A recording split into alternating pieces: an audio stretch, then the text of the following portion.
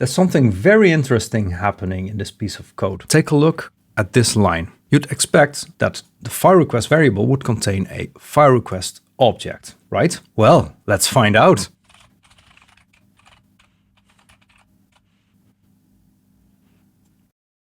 Ooh, that's interesting. The file request initializer doesn't create a file request. We're gonna have a lot of fun untangling this mess. Let's dive in.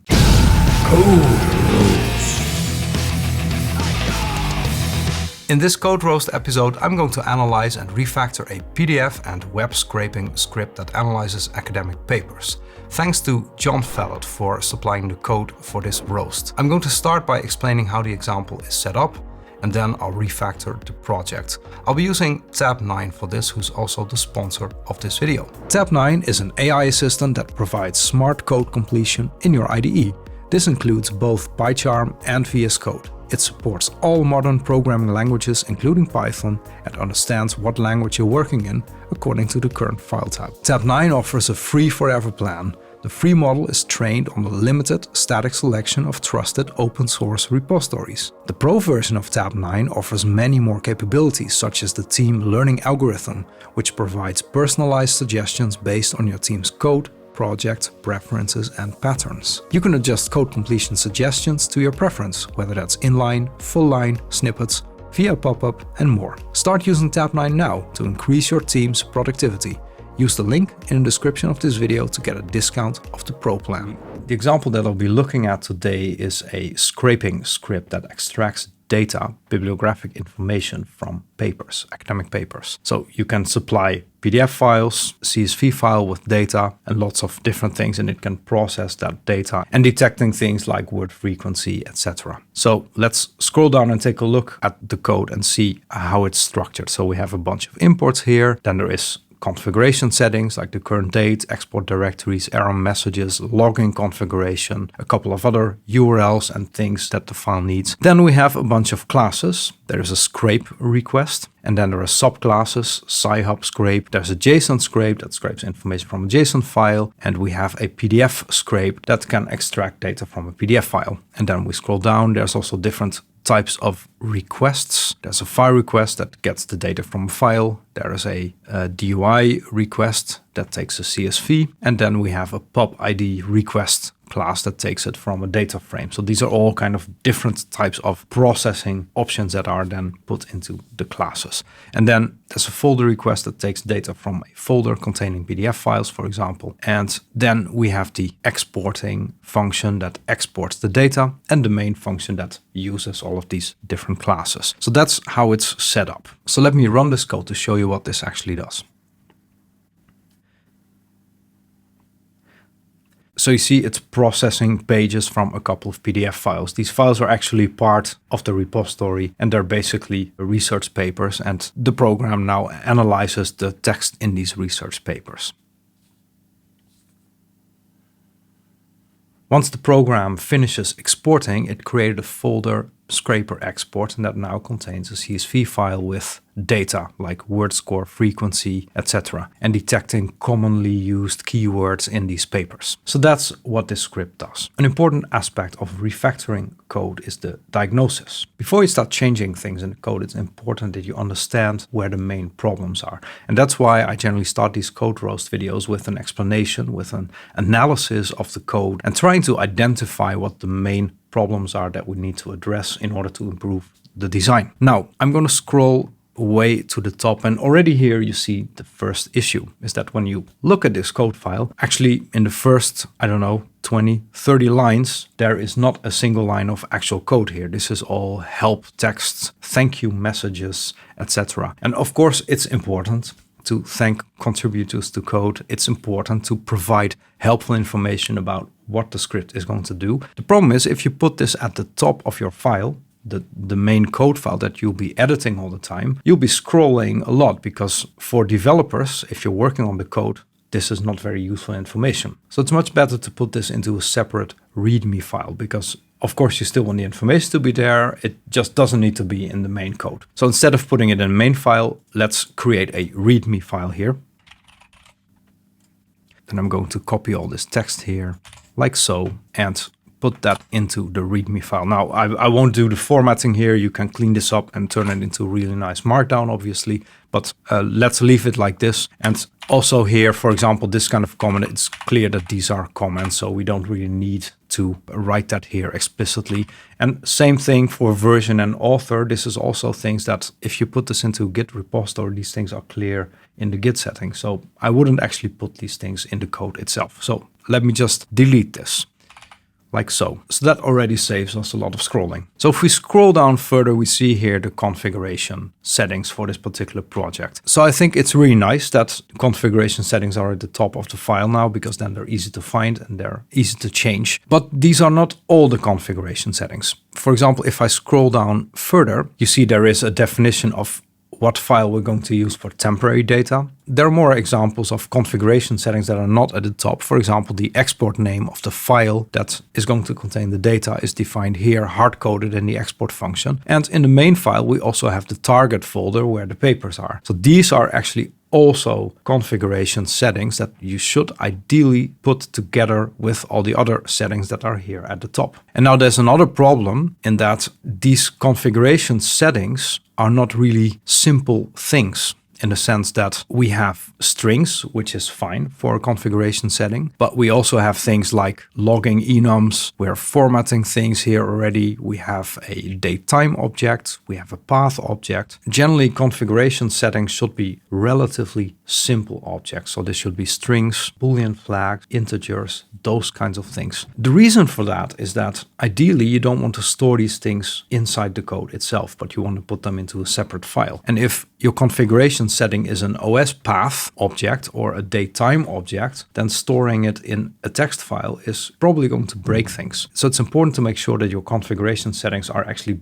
basic things that every normal human is able to understand and to edit. For example, if you would give the script to some user that wants to change something, maybe that user doesn't understand what real path is and why we're using real path, or what this formatting does. So it's better to put them in a separate file that also limits the things that the user of your script sees, and then they know what they're supposed to change and what they're not supposed to change. I'll fix those settings in part 2 of this code roast. Now on to the interesting bit. We have a class here called scrape request. And you remember in the beginning of the video, I showed you that the initializer of a class in this example actually doesn't create an instance of that class. And that's actually what's happening here. So you see, we have a bunch of pretty low-level Python dunder method overrides. Here is an init subclass that basically stores this subclass in a registry. And then when we call new, depending on some Boolean variable and the lookup code that we provide, it looks up the subclass in this class object in the registry and then creates an instance of that subclass and then returns that. So what it basically does is it creates a subclass. And the interesting thing is that scrape request itself as a class doesn't do anything else. So there's a download method here that's not implemented. So the only thing that scrape request is actually responsible for is creating instances. It's like a factory pattern, in fact. But it's not a factory pattern, it's doing something very unexpected.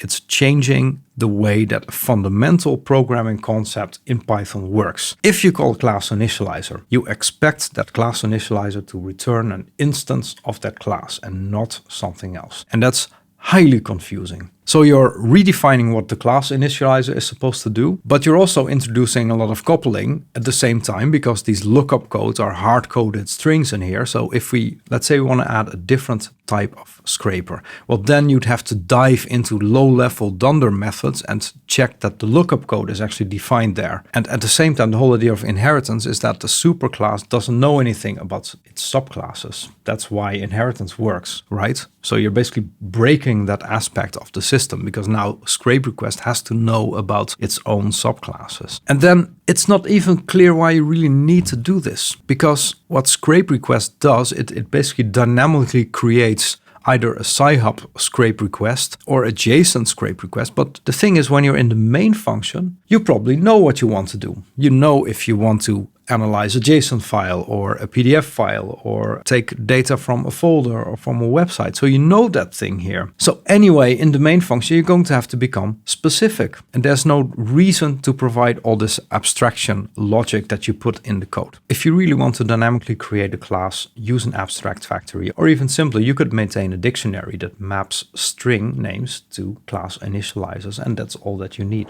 So in short, whenever you feel that you need to change the core of how a programming concept works in order to get the job done, think very carefully whether that's really needed. And then don't do it! I've been developing software for more than 25 years and have never encountered a situation where I could only solve the problem by changing the meaning of a programming concept. Generally, it's going to lead to a big mess, so don't do it.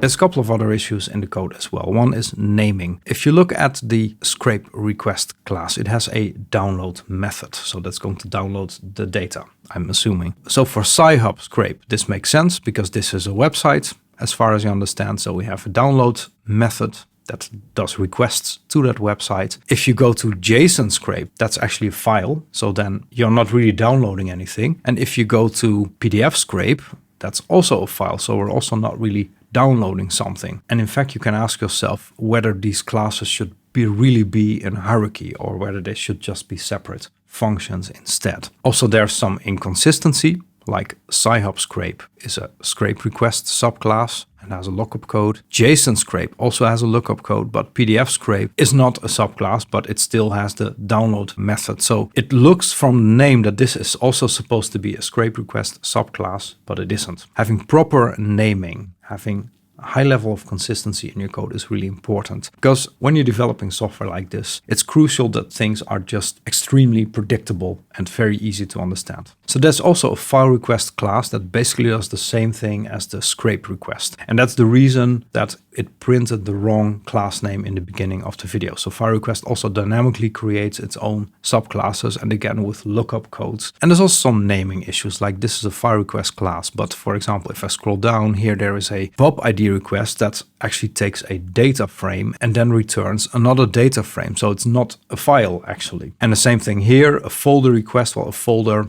well, maybe in some operating systems, a folder is also considered a file, but it's still conceptually something different. So the class hierarchies in general in this file don't make a lot of sense to me. Another thing is that the information contained in the methods and in the classes is not very well structured, in my opinion. For example, the PDF scrape class, it has a download method. It's storing lots of temporary data, like a list of preprints or N.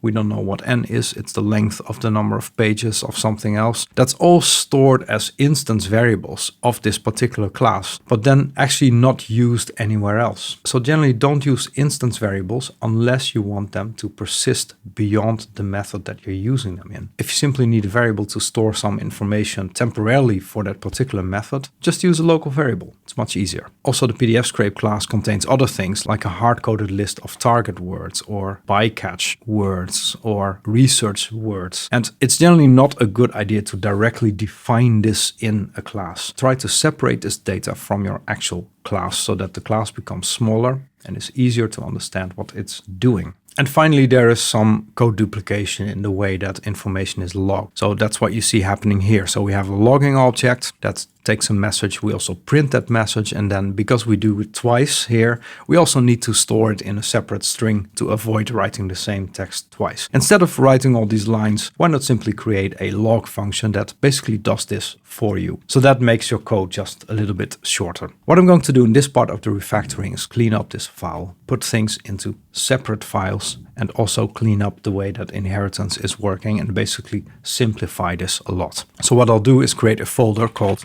scrape, and that's going to contain the main files for our scraping package, the tools that you can use to do scraping. So let's also add a init method here.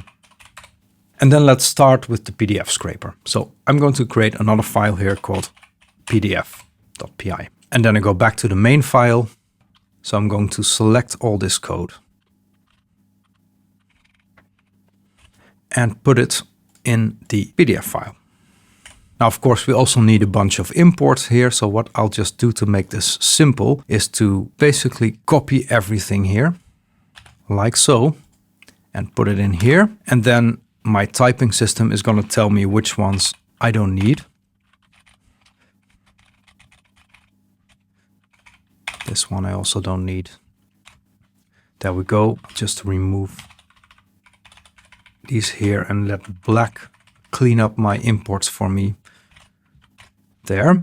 So these seem to be the imports that we're going to need for PDF scraping. So now let's take a look at this class. So first what I want to do is rename the download method because it's not actually downloading anything. So let's just call this scrape because that's what it's supposed to do. And you see we also get a typing issue here that this returns a generic dictionary, but we'd like to be a little bit more precise. So if you look at what the scrape function actually does, is that it returns this get data entry, and get data entry is another method. Where is it? It's all the way down here, I think. That basically gets a DUI, word score, frequency, and study design thing. So actually what this dictionary is supposed to be is then pretty clear. So what I'll do is create another file here called scraper, where I'm going to define what the scrape result is going to be. So we can use data class for that.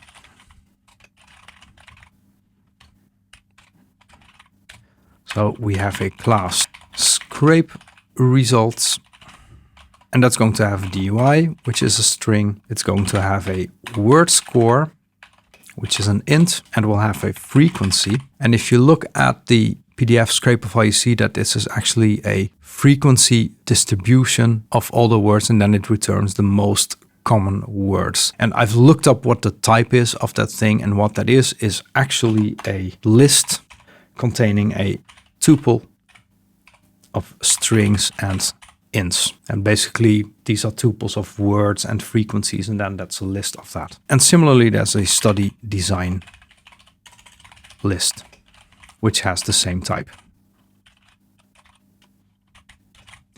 There we go. So that's our scrape results. So now in the PDF scraper, what we can do is not return a generic dictionary like this, but actually return a scrape result. When you look at the get data entry method, this is actually a bit superfluous because the only thing this does is calls other functions and then constructs an object from that. But there's not really any need to do it. And also it stores it as an instance variable, which is not needed at all. So let's make this a bit simpler. I'll just copy this over and I'll go to my main scraping function. That's the function that's over here. So what I'll do is, instead of this return self.data entry, is I'm going to return a scrape result. This I'll delete. So a scrape result, that's what we're going to return. Let's import that. And scrape result, that's going to get the DUI, which is this. It will have the word score. It's going to have the frequency and study design. This we don't need. And now the method doesn't return a dictionary, but it returns a scrape result, like so. And it also added the correct import here, so that's great. And this should actually be capital letters. There we go. Now there's still some typing issues, but we'll look into that in a couple of minutes. Now this thing, the get data entry, is actually not used anymore, so I can delete this. There we go. Another problem in this PDF scraper is that these target words here are all hard-coded here. So that's also not very nice. What I'd like to do is move these out of the class. So I'm going to take this target words list and I'll copy that and I'll just put it at the top for now. But we're going to clean this up even more in part 2. There we go. So those are the target words, and let's reduce the indentation here.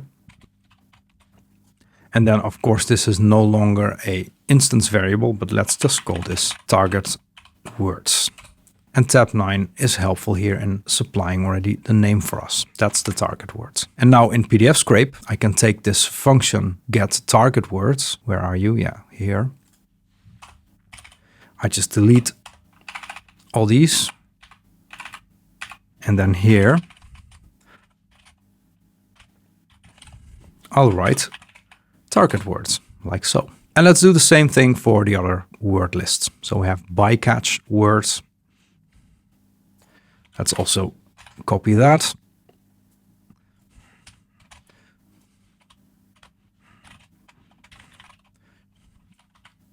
bycatch words, and I'll also reduce the indentation here.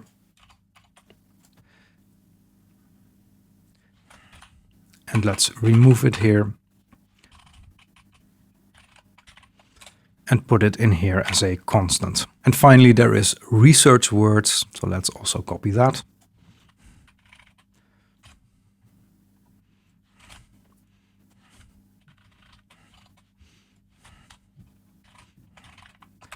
Research words is also a constant, like so. And then let's also write that here.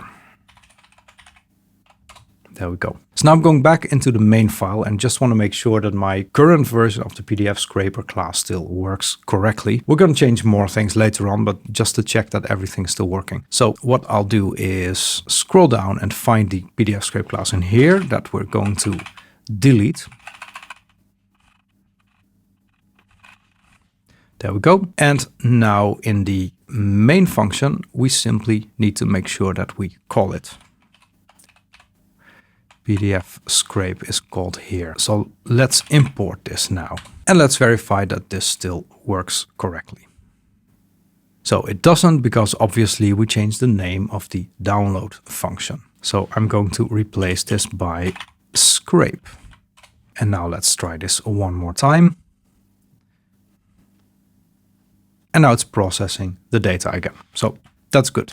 Now what you see here in the main file is that we have a class folder request that's being constructed in a very convoluted way. And that has all this initialization stuff. And then it has a method to fetch the terms from the PDF scraper. Actually, we can really simplify this a lot by just removing this whole inheritance relationship, because it's simply not necessary. So what I'll do is in the scrape folder, I'm going to create a file called fetch, which is going to contain functions that fetch various things for us. For example, data from a PDF file. And then what I'll do is that I'll take this folder request class here, and I'm going to copy this to the fetch file. And all the stuff that's actually here in the initialize is not needed, because we're not going to use classes for this. So I'm going to delete this, and I'm going to take this function, decrease the indentation, and let's call this function fetch terms from PDF files. And that's not going to have a self, because it's a simple function. And this function is going to have a couple of parameters. So there's going to be a paper folder, which is a string. And that's basically the self.target thing we see here. So let me replace this by paper folder. And obviously I'm missing again a couple of imports. So let's also add those. I'll just copy it over from the main file. This folder request we can actually also delete. There we go. And remove the self here. So now we simply have a bunch of search terms. And the only thing we still need to define is the PDF scraper.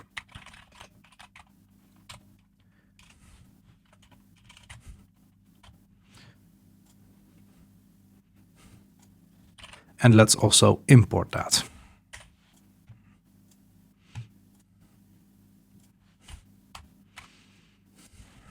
Should be PDF scraper. There we go. And this should be obviously a class instance, like so, and remove the self here. And then this is what we end up with. And now if we go back to the main function, so I can remove PDF plumber because that's been put in the PDF scraper. And in the main function, this is actually being simplified a lot, because what I can do now is results equals fetch terms from PDF files. And then what we'll need is the target, which is the paper folder. And that's /papers. Then this is not needed, this is not needed. And then we can export the results. So let's run the main file and check that this still works. So I think there's an import issue here. Actually, this is no longer needed, because that's done by the fetch terms from PDF files, so it doesn't matter. Let's run this again and verify that this now works. So it starts processing the data again now. Now you can basically do the same thing for file request and for DOI request, and also create a function fetch data from, instead of having this complicated class hierarchy. I'm not going to do this now in this video, but when I publish the code on GitHub, I'll make sure that these functions are also in there. Now I want to do a few more things in PDF Scraper. So we have this whole scrape function here, right? And this does a lot of things. So there's all this self things that are actually not needed. But let's also take a look now at the other methods in here. So we have the get bycatch words and get target words, which actually don't do much more than calling a simple method and then returning the overlap with another list. So having these as separate methods in a class is not really very useful. And in fact, and that holds for quite a few of these methods, there's actually no reason at all for them to be in a class. For example, the get target words, it simply takes a list and then checks what the overlap is with another list. And here you see there is an overlap function that takes a list and returns another list. But this is actually, well, apart from this all words thingy that we have here, there's no dependencies on instance variables actually. So it's much better to turn these things into separate functions instead. And if you have separate functions, these are also way easier to test than if they're part of a class like it's in the current example. And what's even better is that the overlap method is actually not needed at all, because if you didn't use lists but use sets instead, then a set has actually a very simple way of determining what the overlap is between two different sets. So that's another point, to always rely on built-in tools when you can. If the built-in tool solves the problem for you, then this is generally much better than having to code all these things yourself. So what you can do, so initially I created these 3 constants here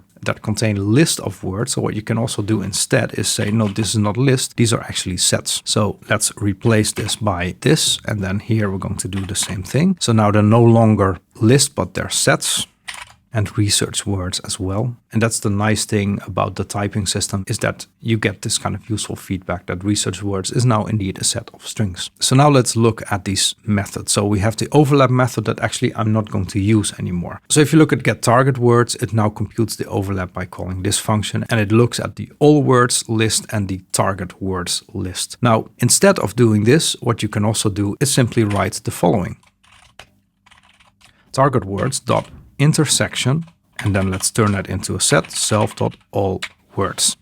And that does exactly the same thing. Now the problem is that all words, it currently doesn't know the type correctly, but we're going to fix that in a minute. And the same thing you can do for the bycatch words and for the research words, which is actually exactly the same. Even better, there's actually no reason to put this into a separate method at all, because it simply does this. So what you can also do is, let me copy this line and then let's move up. We just check where it's being used. Get target words is actually used in get word score. And there you see that the word score is computed as the length difference between the target words and the bycatch words. So let's clean this up a bit more. And where is word score? That's being used here. So what I'm going to do instead is add it directly here. And first write, we have the target intersection, which is target words dot intersection with all words. And actually all words, that's here an instance variable, but that's not needed.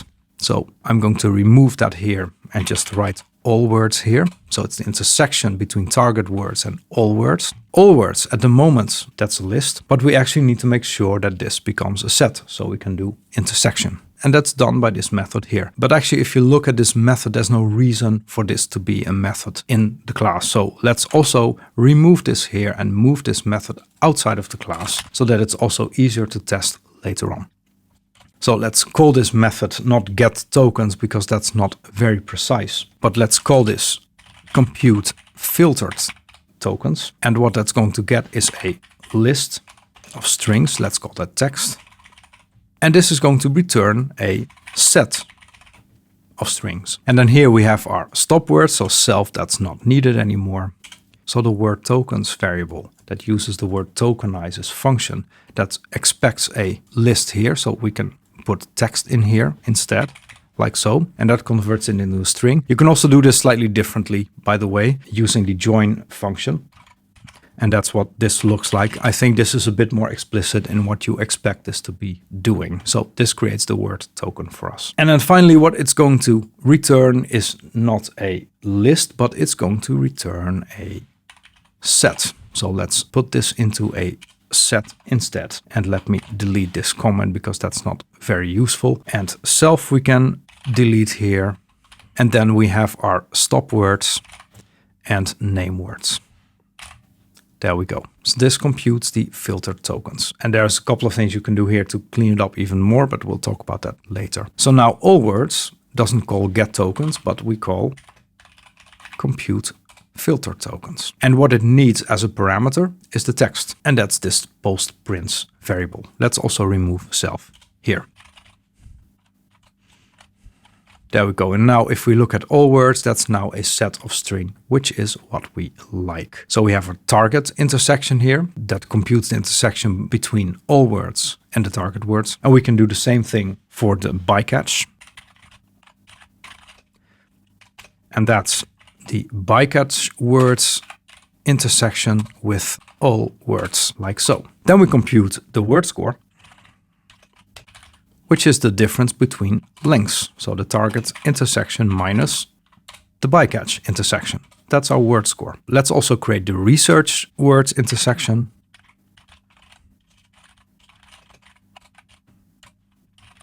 Like so, and then this we can remove. So now we have our three intersections. We have the word score, and now we can basically compute the rest. So the DOI, I'll just leave it like this for now. And then we have the word score, which is basically already here. So let's just change this like so.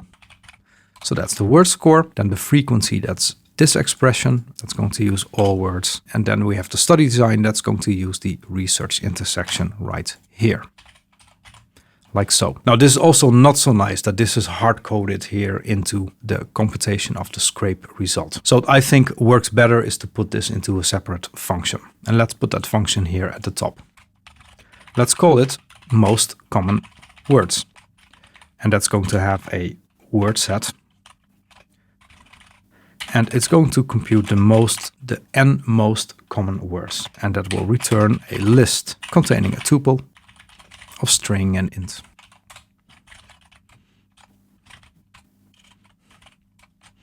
And that will call this for us. And now what we can do instead here in the scrape function is compute the frequency here.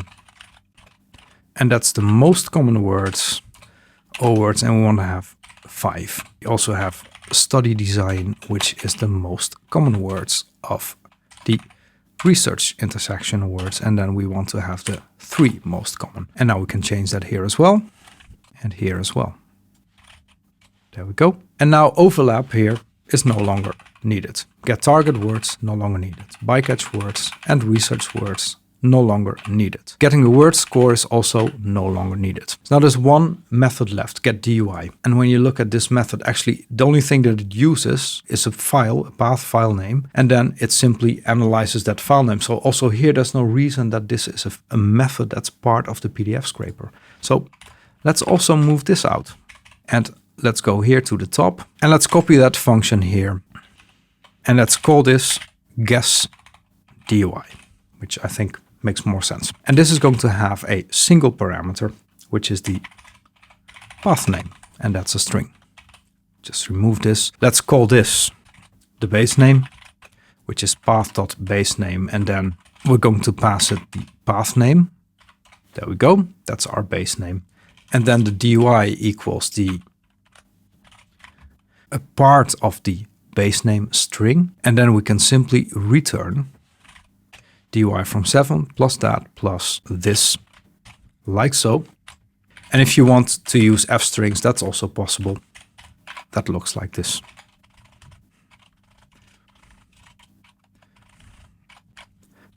And there we have an f-string version of the same thing. So that's guess DUI. Let's go down again to the PDF scraper that has the scrape method here. And let's see where we needed that. That was here. So let's also compute DUI here. And that's going to need the search text. And now we can write DUI here. We can make this a bit cleaner by not using uppercase letters here in the scrape results. So instead of using these uppercase letters, let's just change it to this. And now what we can do is simply remove all the keyword arguments here and use regular arguments because it's clear what they are. There we go. And get DUI we can now delete. So you can probably clean up the data a bit more. For example, let's remove this self variable here and let's just use the search text directly. That's much easier. And preprints, that's also no longer a instance variable, but simply a local variable. And there's a couple of other places where you can also delete the self dot. So let's do that here.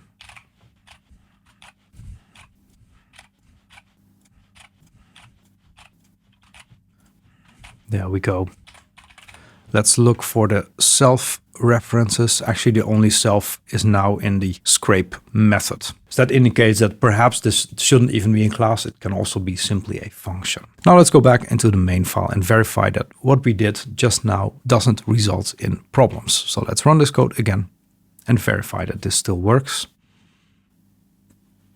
And this seems to process everything just fine. So overall, if you look at the current state of the code, you see that the PDF scraper has become way simpler. We now have extracted all the data like research words and target words, etc. from the class, which is much better, but we'll improve it even more in the next part. And we turned a couple of things into separate functions like guessing the DOI or computing the filtered tokens or determining what the most common words are. I also changed it so that things like computing overlap is now much easier because we're using the built-in set, which already has that functionality. And because I now split out these things into separate functions, these are now also much easier to test. As an example, I already prepared this. I've defined a few unit tests now for the PDF scraper. So for example, I'm using the unit test package here, but you can also use PyTest if you want to, or any other testing library. But now I made a class test PDF scraper that basically imports the compute filtered tokens function and then checks that it works for the empty list,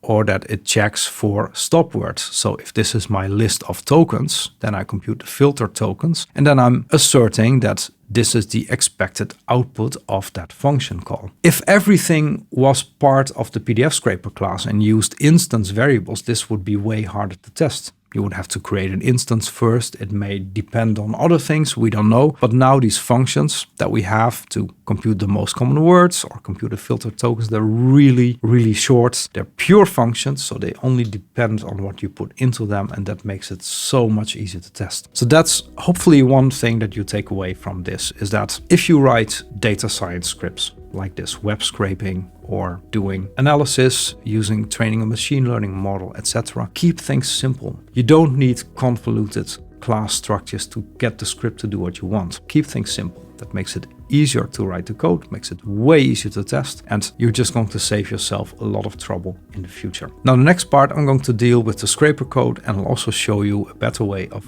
dealing with configuration settings. Thanks again to the sponsor of this video, Tab9. Check them out via the link in the description below. If you enjoyed this video, give it a like. If you want to watch more of my content, consider subscribing. If you want to watch a full code refactor of a data science project I did recently, check out this video. Thanks for watching. Take care and see you next time.